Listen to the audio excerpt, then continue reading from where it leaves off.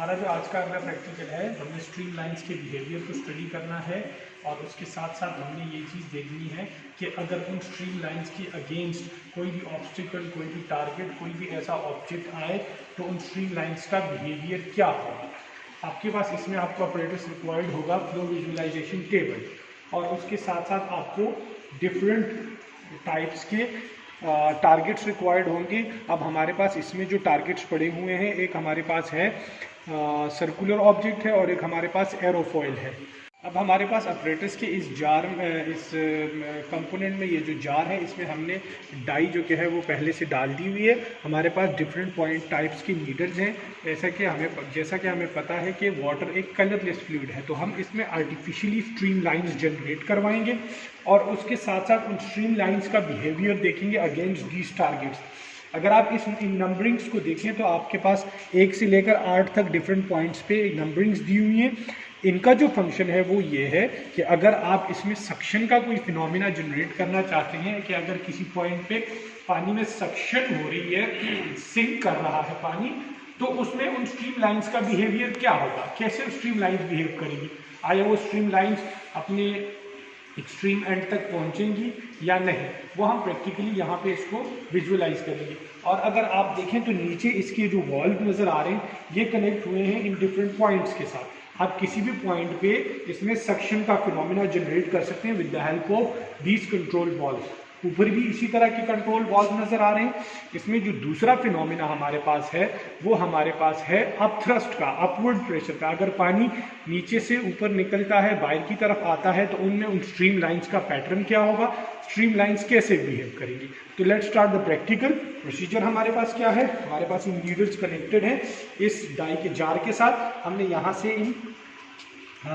इस डाई को ओपन कर देना है और फिर हम इसका बिहेवियर देखेंगे कि वो स्ट्रीम लाइंस उन ऑब्स्टिकल के अगेंस्ट कैसे बिहेव करती हैं। तो अगर आप देखें तो यहाँ देखें, ये स्ट्रीम लाइंस एक दूसरे को डाइवर्ट कर रही हैं, अपने एक्चुअल पाथ से डाइवर्ट हो रही हैं और उसके साथ साथ आगे जाके अपनी स्ट्रीम लाइंस जो कि है अपनी उस एक्चुअल पाथ को दोबारा फॉलो कर रही हैं। अगर आप इधर देखें तो यहाँ पे ये जो एरोफॉइल है, तो ये भी इसको डाइवर्ट करके आगे अपनी मीन पोजीशन को दोबारा जो है वो कवर करेगा। अगर हम देखें पॉइंट नंबर 5 को, इस पॉइंट नंबर 5 पे फॉर एग्जांपल मैं क्रिएट करता हूँ सक्शन का फिनोमेना। यहाँ पे मैं इसको ओपन करता हूँ, तो अगर आप इसको देखें तो यहाँ पे ये स्ट्रीम लाइन ख़त्म हो गई है, क्योंकि जितना भी इसका इस सेक्शन का इफेक्ट होगा वो इन स्ट्रीम लाइंस को अपनी तरफ कन्वर्ज करेगा। तो इस वजह से ये स्ट्रीम लाइन यहाँ पे आके ख़त्म हो गई। अगर इसको हम दोबारा क्लोज करते हैं तो ये स्ट्रीम लाइन अपनी एक्चुअल पाथ को दोबारा फॉलो करेगा। लेट्स से हम पॉइंट नंबर 1 को देख लेते हैं। इस पॉइंट नंबर 1 को देखें, जितनी भी स्ट्रीम लाइंस हैं, जितना भी इस सेक्शन का फिनोमिना इसका इफेक्ट ज़्यादा होगा, वो स्ट्रीम लाइंस आके यहाँ पे कन्वर्ज होना शुरू हो जाएंगी। इसको मैं दोबारा बंद कर देता हूँ।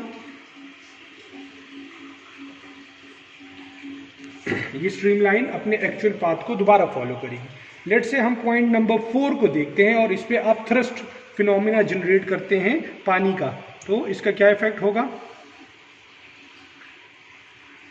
जितनी भी स्ट्रीम लाइंस है वो यहाँ पे उनका जो पैटर्न है वो सारा डिस्टर्ब हो गया। जितना अपथ्रस्ट पानी जितना प्रेशर एक्सर्ट करेगा, जितना इसकी डिस्टर्बेंस ज़्यादा होगी, उतनी ही ज़्यादा स्ट्रीम लाइंस को ये मिक्सअप करेगा और उसकी जो इफेक्ट है, एक्चुअल इफेक्ट है, वो इसका ख़त्म हो जाएगा। तो बेसिकली हमने इसमें ये 2-3 फिनोमिनास स्टडी करने थे कि स्ट्रीम लाइंस का बिहेवियर क्या होगा अगेंस्ट एनी ऑब्स्टिकल, और उसके साथ साथ अपथ्रस्ट का और सक्शन का फिनोमिना हमने जनरेट करना था कि इसमें स्ट्रीम लाइंस कैसे बिहेव करेंगी when there is a type of suction in water, और उसके साथ साथ अगर कोई अपथ्रस्ट जनरेट कर रहा है पानी तो उसमें उन स्ट्रीम लाइंस का बिहेवियर क्या होगा। प्रैक्टिकल ऑब्जर्वेशन थी, इसमें कोई ऐसा रीडिंग देने की ज़रूरत नहीं है।